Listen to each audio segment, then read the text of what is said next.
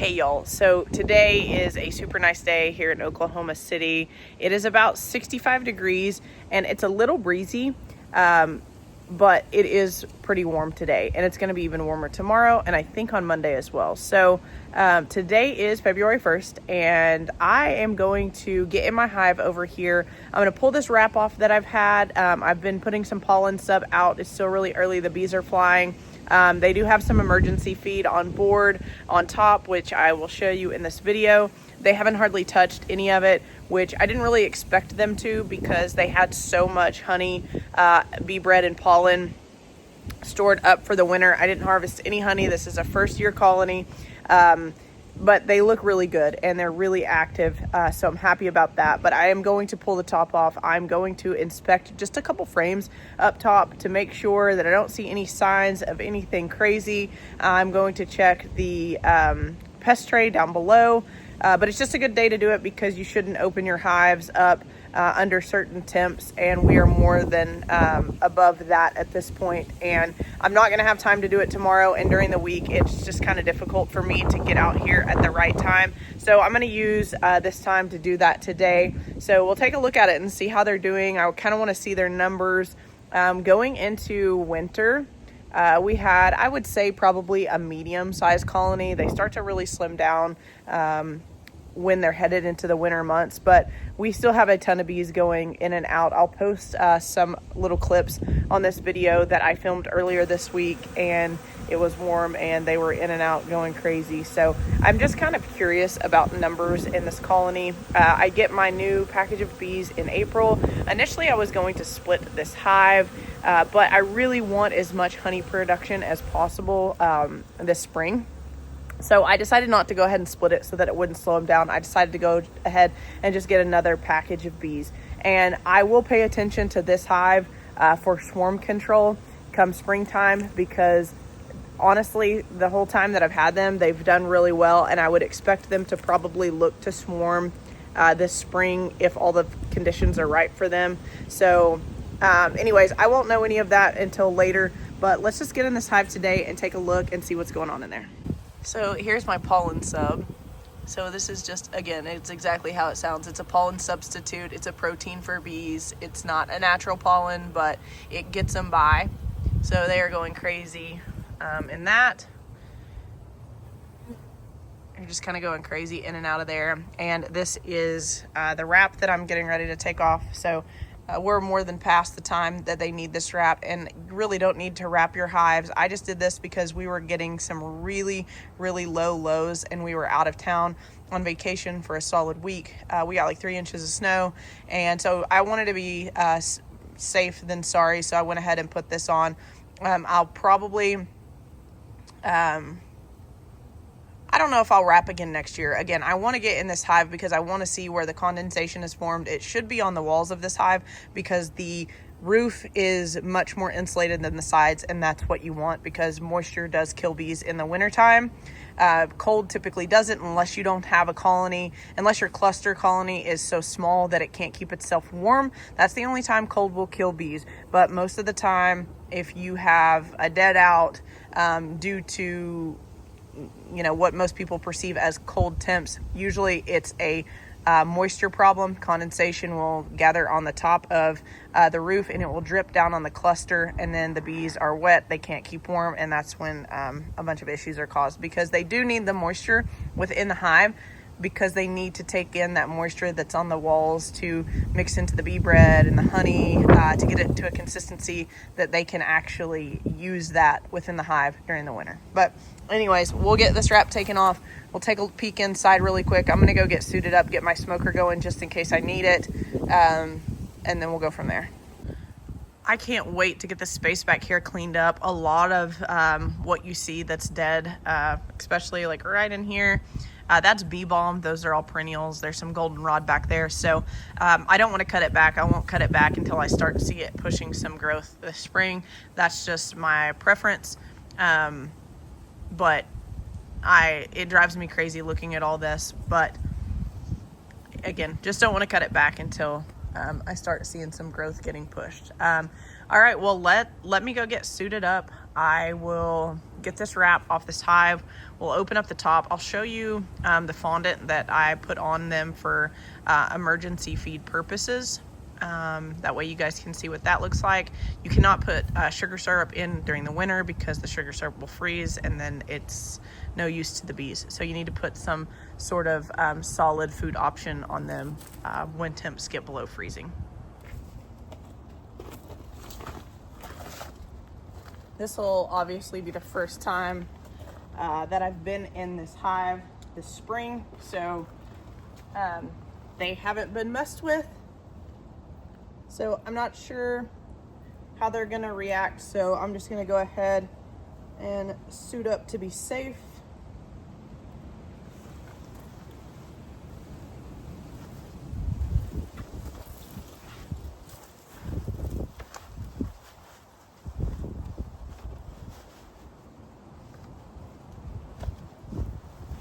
This lid is probably going to be pretty propolized on there. I'll have to go back and look at my videos and my notes and see when my last inspection was. I remember doing it, but I don't remember the date. So it's pretty warm out here. I'm going to go ahead and take off this sweatshirt.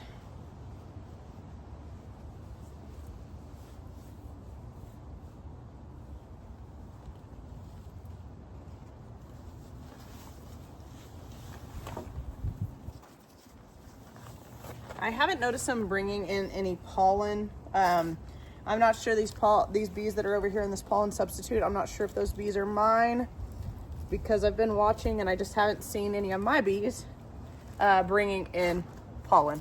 I've watched a couple of these other bees fly off and they're going in different directions, so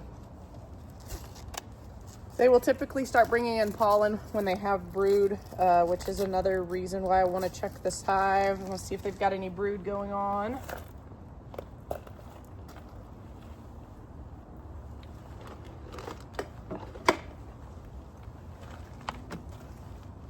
I'm not going to go deep into this inspection, but just enough to kind of make sure that we don't have anything, like I said earlier, crazy going on in here.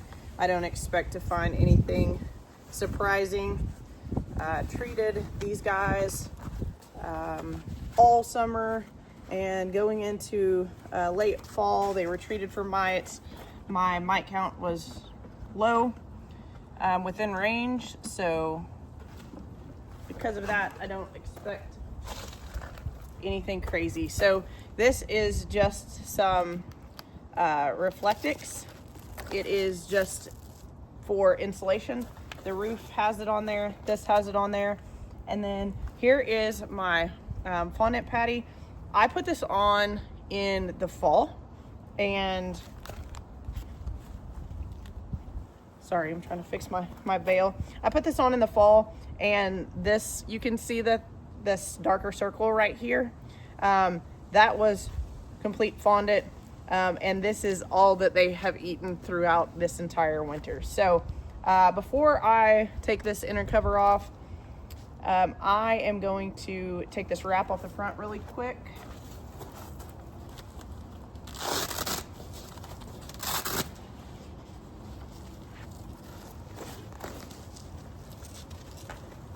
This wrap is the exact same kind of material as this. It's Reflectix, and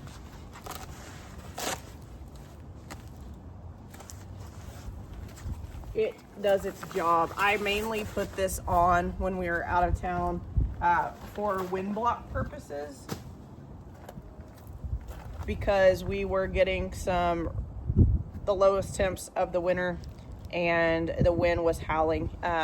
Many of you know here in Oklahoma, especially if you're from Oklahoma, that the wind really, really whips here. So that's really why I did that before I went on vacation. All right, let's get my smoker going.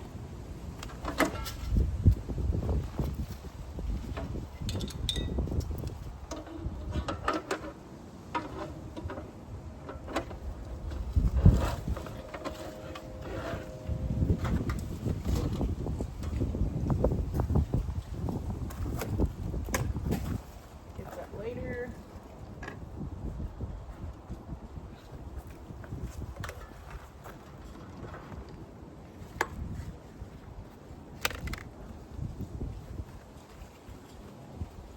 this burlap should be more than enough for what I'm about to do. It's probably going to be more than.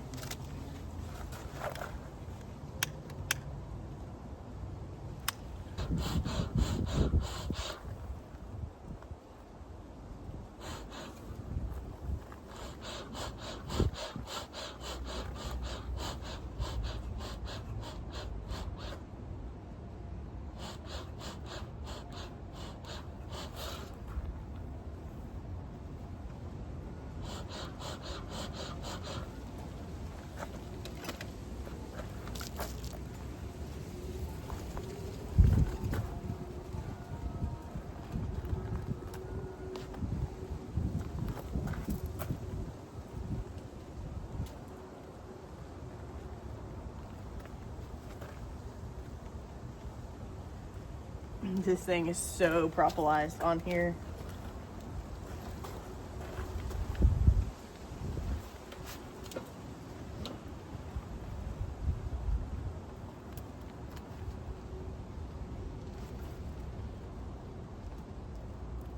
To also try to do this without damaging the hive body.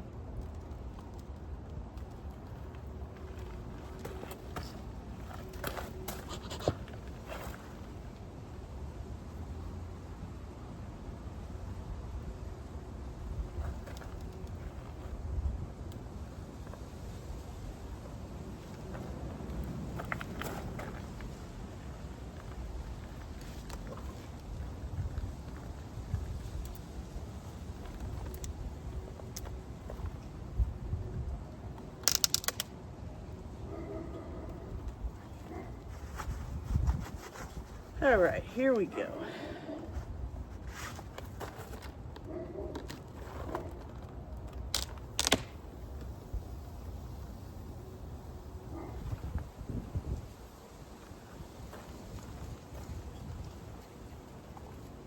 Okay, cluster looks good. You can see they're not very happy with me right now. I haven't used any smoke, but I'm gonna have to.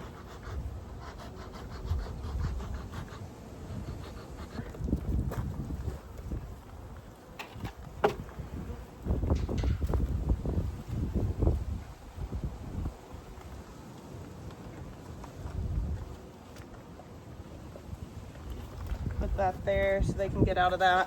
Smoke them a little bit.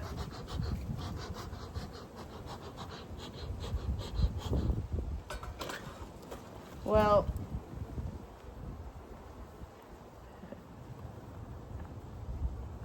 my cluster's right here. That you can see when I opened this up that most of the bees were right here. This top box, this is a double deep, and this top box is absolutely still packed, completely full of honey.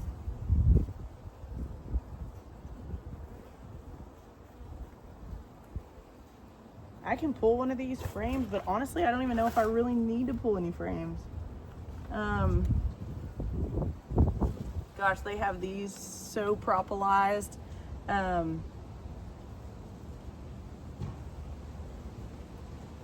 They're gonna be hard to get out. These frames are. There's some mold there.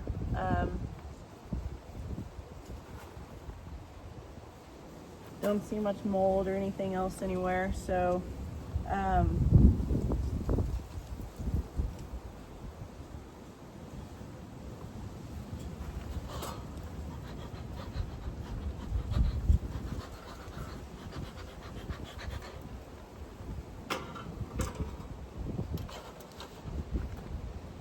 all right, well, I'm here, so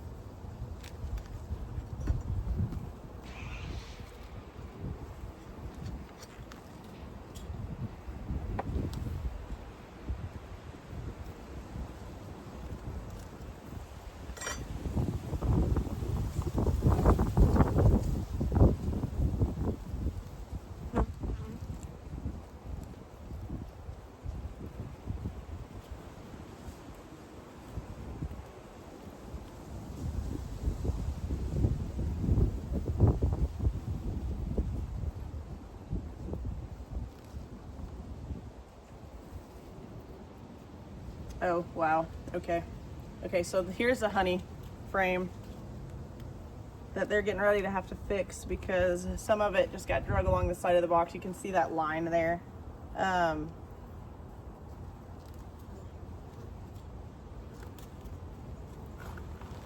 They're a little bit more spicy than I thought that they were going to be honest with you.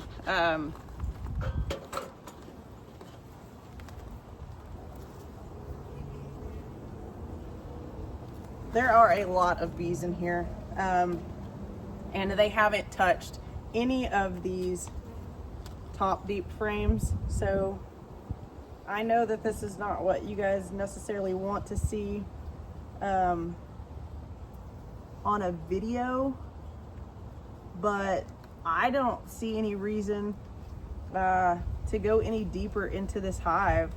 The bottom brood box has so many bees in it, so we're just gonna check the pest tray and get out of their hair.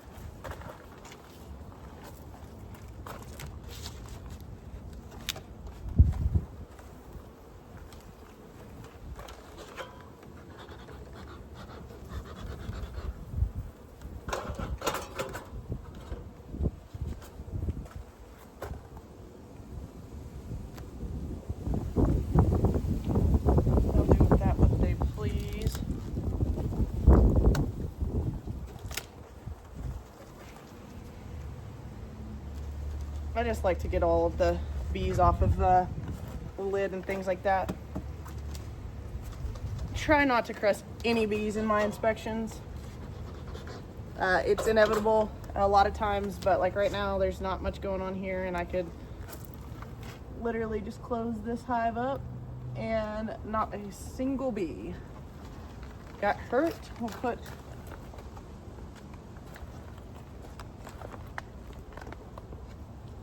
that guy off of there.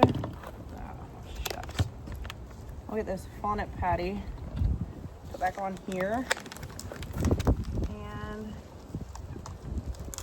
everybody should be happy. Those Hive Alive fondant patty things that keep it's that red thing that I just put on there. It keeps the fondant patty right here moved up so that the patty itself doesn't collapse on the bees, which is a pretty cool little thing, I thought. When I purchased those, here is the inside of my lid. So we have a bottom Reflectix, a top Reflectix, and then Reflectix on the inside of the roof. And so, let me get this out of my face.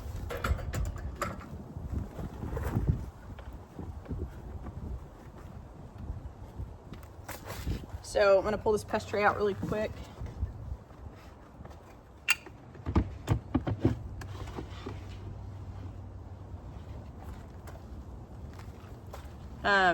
Okay, so this is interesting. I'll post a picture of the photo, but you see all of this dark spot right here. This is where they have been most of the winter.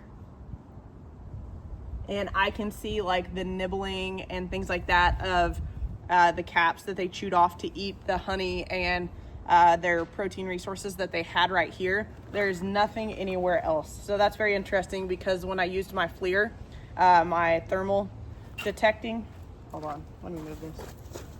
Now this thing is really going. When I used my FLIR, that is where they were. They were kind of central to the bottom left into that bottom box. Or if you're looking at the hive, they were in the bottom right. But that just reiterates that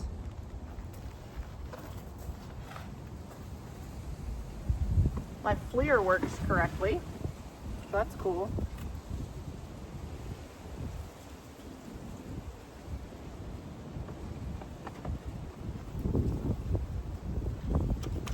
I'm still gonna leave this bottom vent closed. They're not ready for that yet. They're not ready for that ventilation yet, but in the summertime when it starts getting warm, I will open that up. But Yeah, I mean, gosh, they haven't touched any of the honey that was in this top box. So I'm really thrilled about that. They're going to have plenty of resources to make it through winter, because around this time in February is when you kind of really should start paying attention, close attention to your hives at least. A lot of colonies starve in February.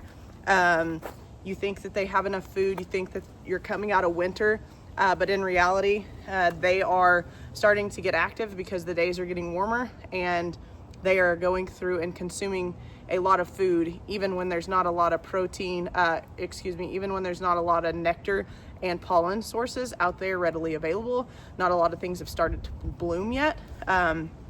So you have to really pay a close attention to your colonies in February. And based on all of the other observations that I made, like with the FLIR, with them being still in that bottom, the bottom box, they hadn't even moved up to the top box. That gave me a pretty good indication that they had enough resources on board, especially after not harvesting any honey, and knowing what they had before going into winter. I assumed that they would be okay, but all of this just kind of reiterates exactly what I expected to find when I opened up the hive. And so I can't wait. Here probably next month in March, we'll get the honey super on, which I'm very excited about. I've waited, when I get this on, it will be a year of waiting to put the flow honey super on, which I'm really, really excited about. I know it can be a little bit tricky getting the bees to come up there, but I plan on waxing them really well, spraying them with some sugar water. I'll put my queen excluder on, and then we will have 3 boxes total, 3 deep boxes total on this hive, and hopefully they start producing a lot of honey in that honey super. That second box will either continue to be some of their personal honey storage, or they might kind of start raising up and coming up there and laying some brood up there, depending on, you know, kind of how the colony grows and progresses this spring. But they look really healthy. There was way more bees in that bottom box than I expected there to be when I opened that up and pulled out that frame.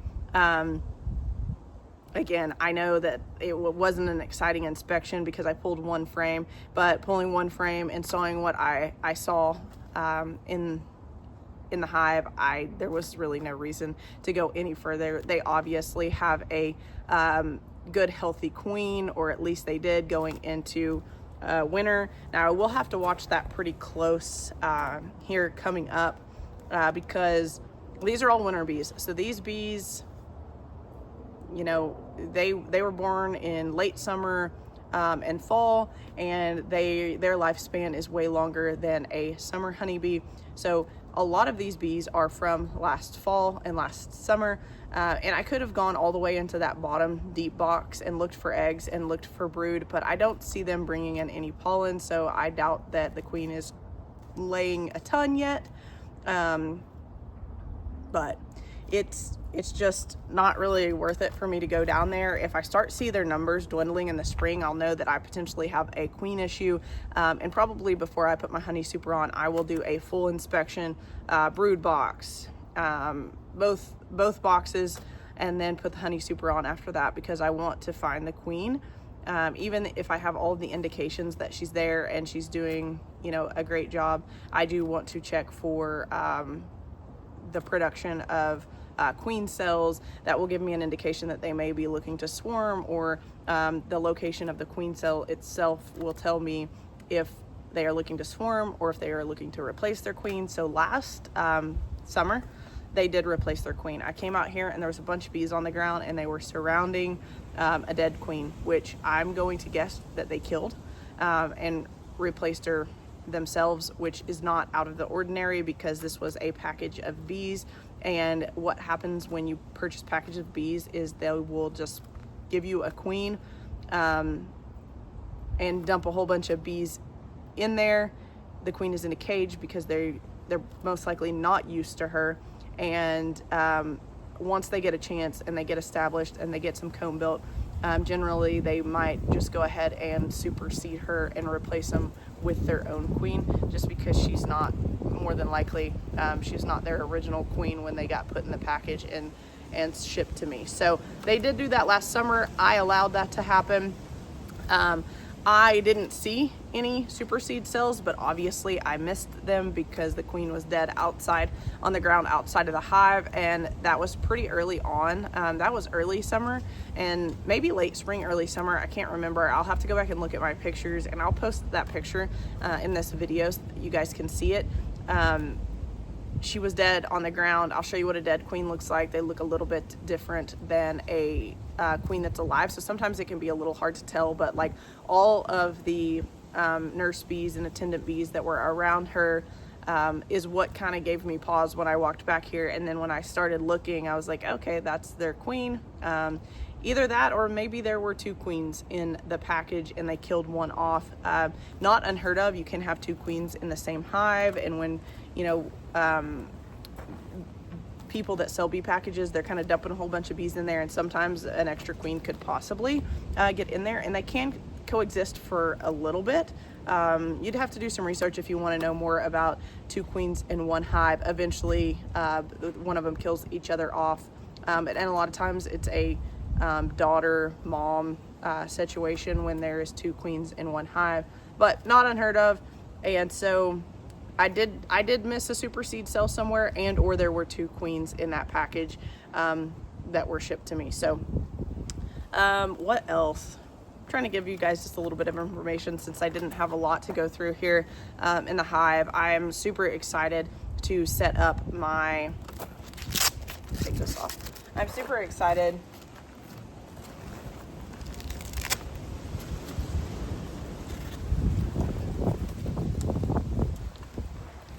to set up my hive in April. I think my package should be here the 10th or the 14th. I already have the hive all put together. It's ready to go. And I'm just really excited. I'm really excited to get honey out of this hive this year. I will be sharing this honey with people I work with and family, and I will probably have more honey than I know what to do with. And maybe I'll sell a jar here and there. Not really sure, but give it to friends and neighbors and things like that. I think it will be fun. I think it will be very rewarding after waiting an entire year for some honey production. I did taste some of the honey. Oh, I should have taken a chunk of that comb out and given Tommy a piece. He hasn't tasted it yet. I tasted it last summer. Anyways, it's probably, it's not real honey. I mean, maybe it is, but I did feed them last year, so there's a very good chance that it's kind of sugar water, which regardless, when I tasted it, it tasted good. But here in the spring, when I put on their honey super, all of this feed will come off. So this fall net that was on top of this hive right now, it will come off. I will not feed at all until I remove the honey super in fall, more than likely. And it depends on the flow, really, when the honey super needs to come off. As it starts getting cold, the honey super doesn't stay on over the winter. So it just kind of depends on what the flow looks like, how much rain we get, are we in a dearth, is it just kind of what the weather conditions provide us. But it will be very interesting to see how much honey they produce, because again, this is my only hive, but this hive has tons of honey in it. Again, I fed them, so that's part of the equation, but Italians are pretty prolific honey producers.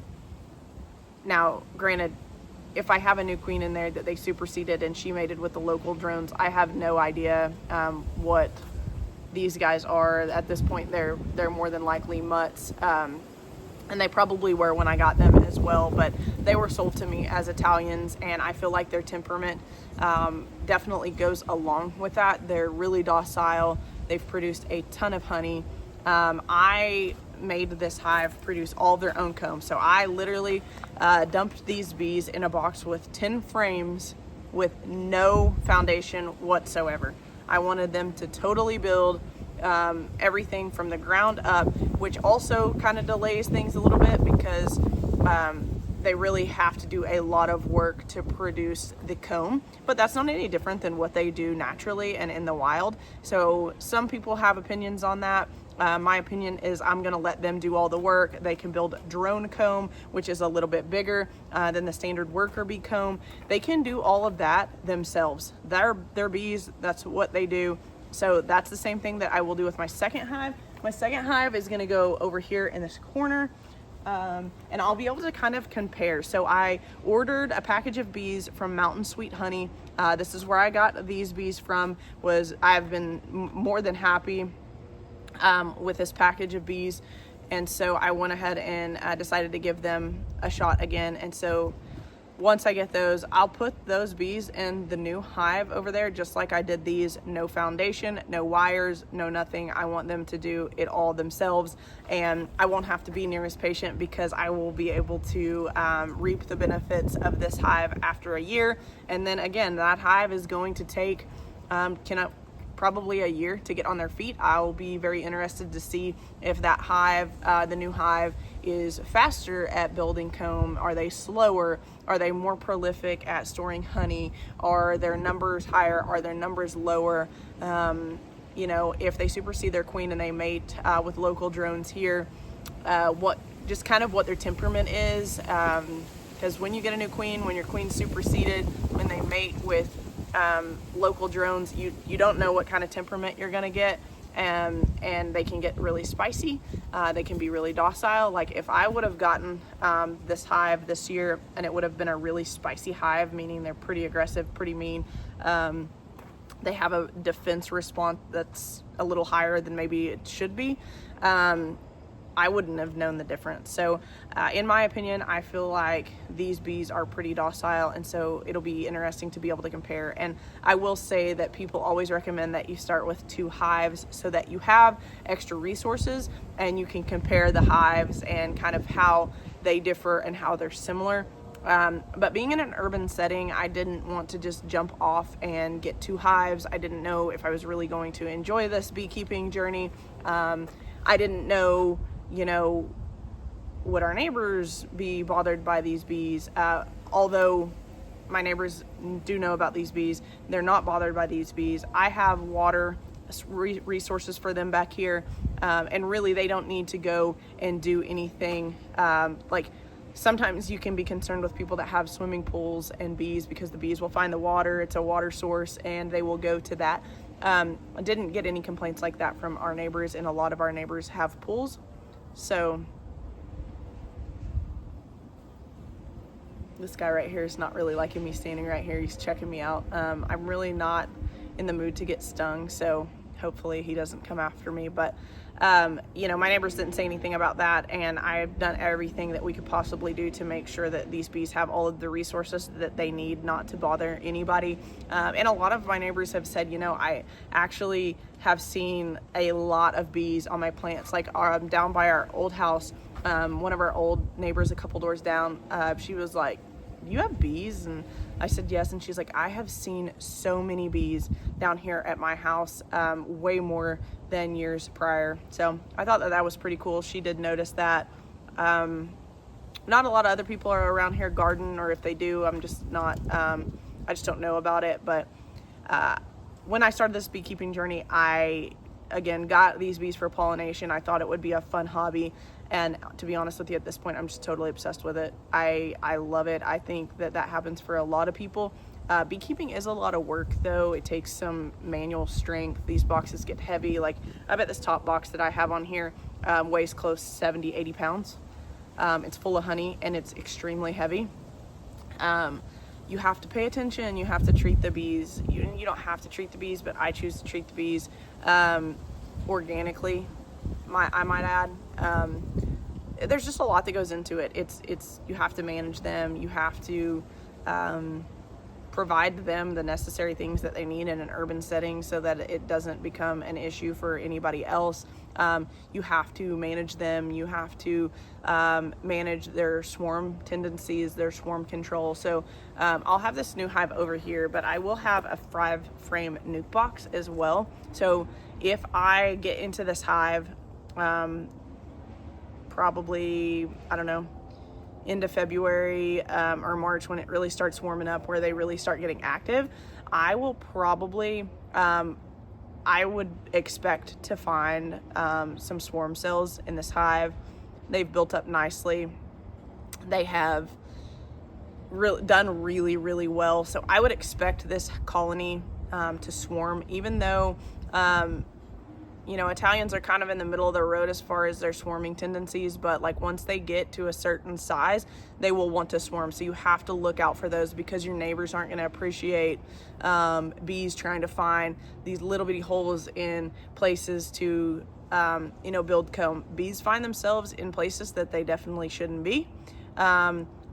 You know, trees are one thing, but houses are another. And so we have also made sure that any little pinhole, bees can fit in a very small space. We have made sure that every little pinhole is kind of tidied up, I guess, to where most things out here are bee proof, and everything around our house excuse me, is bee proof. So anyways, super excited to get my new hive in, super excited for honey production this spring. I cannot wait. If you are local and you've watched this video to this point, if you've gotten this far and you know anybody who has beeswax locally that is selling it, I need about 5 pounds of it to wax my flow frame super. And please let me know in the comments if you know anybody selling beeswax here in the OKC metro area. But anyways, that is all, you guys, that I have for this video. Thank you guys so much for watching. I know that some of you guys do like the bee videos. They definitely are the lowest views on my videos when I put them out, but I'm okay with that. I really enjoy it. It also gives me videos to go back and look on and check on some things. If I was like, oh, did I notice that in that hive inspection, I can go back and look at the videos. So it also helps me. But some of you guys do like the bee videos, and I think that's cool. So thank you guys so much for watching. We have so much coming up. If you haven't, go and check out, I'll put a link above here. Go and check out the bathroom renovation, the powder bath renovation part 1.